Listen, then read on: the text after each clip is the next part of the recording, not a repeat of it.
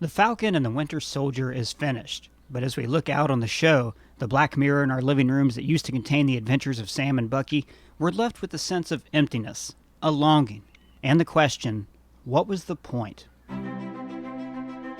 The Falcon and the Winter Soldier is about the struggle for power. Economic power, political power, racial power, literal powers, and the power to choose how to live your own life. Every element of this show contributes to this one central theme. Now, it's important to note that the snap left the entire world feeling powerless. Even the Avengers, Earth's mightiest heroes, sank into depression after Infinity War. But now, after the blip, people are striving to regain that sense of agency over their own lives. Powerful nations like the United States are focused on gaining power over heroes like the Vision, so humanity won't have to rely on heroes any longer. The Global Repatriation Council has the final say in the distribution of food, vaccines, medicine, and the reestablishment of international borders. Helping you navigate changes to society, laws, and borders. Helping you get back to the way things were. Even though they have the best of intentions, the world's resources are suddenly limited, or as Thanos put it, too many mouths, not enough to go around. But the GRC is trying to re-establish borders so they can reinstitute the world how it was before the snap. The problem is that world, the world that we all live in today, doesn't work for everyone. According to the World Institute for Development Economics Research, the richest 1% owns 40% of global assets, and the bottom half of the world own just 1% of global wealth. And in the United States, just 400 people have a net worth of more than half of all other Americans combined. In The Falcon and the Winter Soldier, the GRC re-establishing the status quo means transferring power back to the wealthy, while the impoverished, the refugees, are moved around like pieces on a chessboard and not considered actual people who deserve a say in their own lives. Who's in the room with you when you're making those decisions? Is it the people you're going to impact? Or is it just more people like you? And, especially in America, this wealth inequality is drawn among racial lines, with white people controlling 86% of the country's wealth, despite only being 60% of the population. Now, this division of wealth is most stark in Madripoor, which is divided into two halves, Hightown and Lowtown. Everything in Madripoor is a commodity. Everything is for sale. Sharon Carter sells great works of art to private collections, while forgeries are in museums for public viewing. Yet another way the show exemplifies the theme of the privileged hoarding power for themselves, just as the US government refused to let Captain America's shield stay in a museum and instead used it as a tool for their own political goals. Sharon Carter is the power broker, a person who literally collects and hoards power for herself. She's been cast out of a system that she gave her life to, much like Isaiah, John Walker, Carly, Bucky, and Sam. Now, she only exists to support her own lifestyle. The whole hero thing is a joke, right?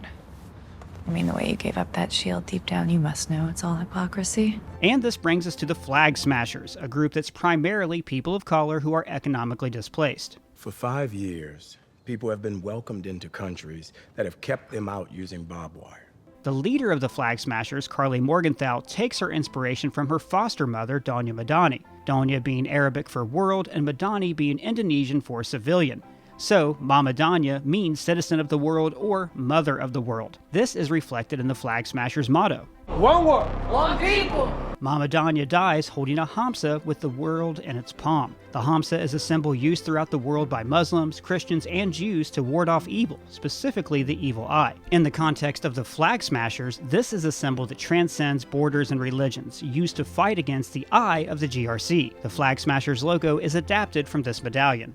And there's also the added symbolism here with the graffiti "The Power Broker is watching you," a nod to the dystopia novel 1984. The idea being that those in power retain that power by seeing everything you do and usurping your personal freedoms. All through the show, Sharon, as the Power Broker, keeps eyes on Carly. And Carly's followers are able to coordinate their attacks by using AR cell phone apps, essentially giving their followers clean eyes to view the world through. The Flag Smashers are trying to gain power, literally by taking the Super Soldier Serum. But more importantly, they're trying to gain the power to determine where they will live. Carly is a stand-in for the disaffected millennials and Generation Y, the people who grew up watching 9/11 on TV, lived through 2 financial crises, a pandemic, and are now certain that the Earth they'll inherit will be a barren desert created by global warming. This sort of anger among young people can lead to activism and healthy change. But unfortunately, these people are also the breeding ground of violence and terrorism. This is the only language these people understand. But Sam, and by extension the show, isn't interested in labels like terrorist or activist because these words are used to escalate the conflict instead of actually solving the problem. These labels, terrorist, refugee, thug, they're often used to get around the question why. But don't get me wrong, Carly's a terrorist. She blew up a building filled with innocent people to create a sense of terror. But the show contends that terrorists are still people who are struggling for power. Understanding why they act and fixing economic disparity can stop terrorism before it starts. This girl died trying to stop you. And no one has stopped for 1 second to ask why. The Flag Smashers also see this conflict between the old and the young, the old world and the new. This is even reflected in the title of the show. The Falcon is the future and the Winter Soldier is the past. The world's more complicated now. People are lost. They need a leader who looks like them. In the past, the world had an easy villain, Nazis. My grandfather, Lucas, he always used to tell me if you're doing something and it makes you scared, it's probably because it's the right thing. And he fought Nazis, so. But in today's America, the Nazis are resurgent and in plain sight. Which brings us to racism. Here we go. You should be much more careful when you're talking about the sensitive subject of race. Isaiah Bradley represents the oppression that African Americans have been facing as long as there have been African Americans. And I'm not just talking about slavery, lynchings, or the Jim Crow laws in the South. The United States military establishment has historically engaged in brutally racist behavior, using black soldiers as human shields in World War I, gassing 60,000 black soldiers with mustard gas in World War II, giving fake syphilis treatments to 400 black people to record how fast the disease spread in the community, injecting burn victims with 50 times the amount of healthy radiation, injecting cancer patients with dangerous amounts of radiation after forging consent forms, testing Agent Orange on black prisoners, and telling patriotic blood donors in World War II that the Army would not accept Negro blood. Yes, the experiments that gave Isaiah his powers were imaginary, but all of these other events were real, and this is just the shit we know about. And the US isn't alone. Nearly every nation in the world has a dark history of exploiting the poor, non-white, less educated lower classes. So it's not a surprise that for generations, black Americans have questioned fighting for a country overseas that denied them freedom at home. Anthony Mackie said the loudest voice in that conversation was Muhammad Ali, when they were trying to force him to go to Vietnam. How do you represent something that's never allowed you to be considered human? How can I shoot them poor people? Just take me to jail. Isaiah Bradley sees America as a false promise. Pledge allegiance to that, my brother. In the war, he broke protocol to rescue his fellow soldiers, and he was imprisoned for it. Steve Rogers did the exact same thing and became a hero. Let's hear it for Captain America! Like Sam, Isaiah began as an idealist. I used to be like you. But in return, he was locked up and forgotten. So, they erased me, but they've been doing that for 500 years. Sadly, the erasure of unpleasant history is common in the United States. We learn about the Civil War, but gloss over the hardships of slavery. I never heard of the Tulsa Race Massacre until The Watchmen. And when it was taught in schools, it was called a race riot instead of a massacre. When Isaiah is finally immortalized in the Smithsonian, it's saying that the oppression of minorities has a place in our history. We can't heal these wounds without acknowledging them. Bucky is a parallel to Isaiah Bradley, a soldier who is used up and traumatized. But he's getting counseling and a pardon. Gee, I wonder why. Bucky represents the pain and trauma caused by war, when we turn our brave veterans into killing machines and then abandon them.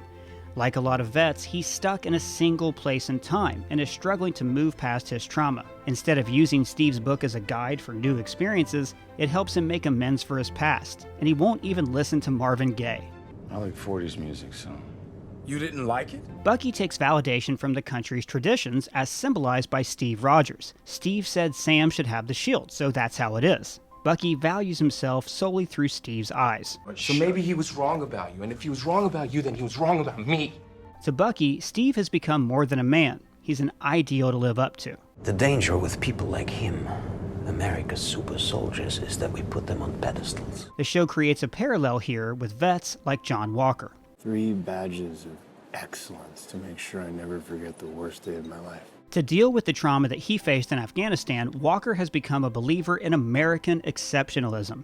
That's the idea that Americans are always good and right, so every action that we take is good and right. Unlike Bucky, Walker will never try to make amends for his past because his actions were justified by the flag that he wore on his uniform. According to series showrunner Matthew Spellman, Walker speaks to this idea of American exceptionalism and the necessity we have in questioning it, whereas the real Captain America, Steve Rogers, saw questioning America as morally necessary to defending its ideals.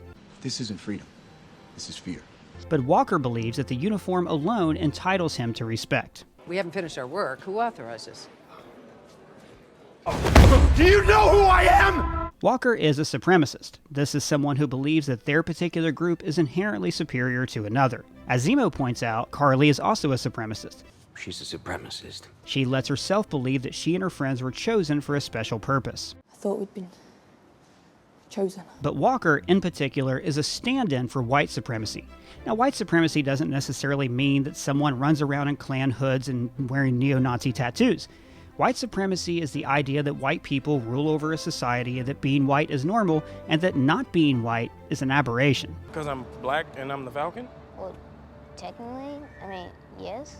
So are you, like, black kid? Walker illustrates what Collider called the banality of white supremacy. The government gives the shield to another blonde-haired, blue-eyed man instead of asking the black guy who is handpicked by Steve Rogers. Now, as a supremacist, Walker never questions his right to take the super soldier serum, or even considers that another person, like Sam, might have been a better choice. Look, I've done the work. This is yet another example of someone on the show seeking power. God, imagine how many lives we could have saved that day if we had that serum. And then Walker doesn't hesitate to use that power to kill an enemy. Walker's murder of an unarmed, non-white prisoner is meant to parallel police violence, particularly the way the murder is caught on camera by cell phone footage. It's important to note here that Walker does not believe he did anything wrong. He still believes in his mission and wants to serve his country. You built me. But the things that we had to do in Afghanistan, to be awarded those medals, felt a long way from being right. The worst day of his life can't have been for nothing, so he puts his faith in the flag and the symbol. For the government, symbols are a tool to unite people behind a common cause. Cap's shield is nothing more than a brand to be sold, as action figures or as patriotism. This is a direct contradiction with Sam's views. Symbols are nothing without the women and men that give them meaning. Remember the first words that Sam said when he received the shield? Like it's someone else's. Now, this isn't just because the shield is Steve's. It's because the shield has always belonged to a white man. The symbol of America is a white man. Next, what? Huh? Blonde hair, blue eyes, stars and stripes. Whereas society will always see Sam as black first and a man second. It's the Black Falcon there, I tell you. I feel it. The stares, the judgment. Despite being a hero and a celebrity, Sam faces racial profiling. Hey, look, is this guy bothering you? No, he's not bothering me. Do you know who this is? And he's not taken seriously when he asks for a loan. You have no income over the last 5 years. How can you have income if you don't exist? Sarah. But, like a black athlete or an entertainer, he's still celebrated by white society for his celebrity status. Is there any chance, and of course you could say no, that I could get a selfie with your arms out? Are you serious? Sam isn't sure if he should represent and serve an institution that, like we covered earlier, has stripped people like him of power. Every hero in the MCU has been trying to prove their worthiness. Tony. Don't waste your life. Steve. A good man. Spider-Man. I just wanted to be like you. And I wanted you to be better. Ant-Man. The chance to earn that look in your daughter's eyes. You get the idea. But Sam isn't trying to prove he's worthy. He's asking whether the institution is worthy. Maybe I should have destroyed it. After all, the United States lied to him. They took the shield and made a white man Captain America, implying that this is the only kind of Captain America worthy of the name. Those stars and stripes don't mean nothing good to me. But Sam decides that he can't let the views of others define him. He can't be imprisoned by the past like Isaiah. What would be the point of all the pain and sacrifice if I wasn't willing to stand up and keep fighting? The moment where his nephews play with the shield, when they smile while tracing its contours, shows that the next generation doesn't have to view these symbols negatively. They're free to create their own history by acknowledging and learning from the past. I'm a black man carrying the stars and stripes. What don't I understand? Every time I pick this thing up, I know there are millions of people out there who are going to hate me for it. Anthony Mackie called Sam an everyman, a regular guy who can go out there and do special things. So Sam's greatest attribute is the most human of qualities, his empathy. We finally have a common struggle now. How did it feel to be helpless? Unlike the rest of the characters, he doesn't see the world as a struggle for power. The only power I have is that I believe we can do better. He wants to see power shared. Who's in the room with you when you're making those decisions? Is it the people you're going to impact? Or is it just more people like you? And that's the final message of Falcon and the Winter Soldier, to reject the power struggle that led to the snap in the first place. Thanos claimed, "This universe is finite, its resources finite." And Sam shows us a better way, to reject the power struggle, to listen to each other. When Steve told me what he was planning, I don't think either of us really understood what it felt like for the black man to be handed the shield. To ask why, and do right for everyone. That's the point of Falcon and the Winter Soldier. But let me know your thoughts down in the comments or at me on Twitter. And if it's your first time here, please subscribe. For ScreenCrush, I'm Ryan Airy.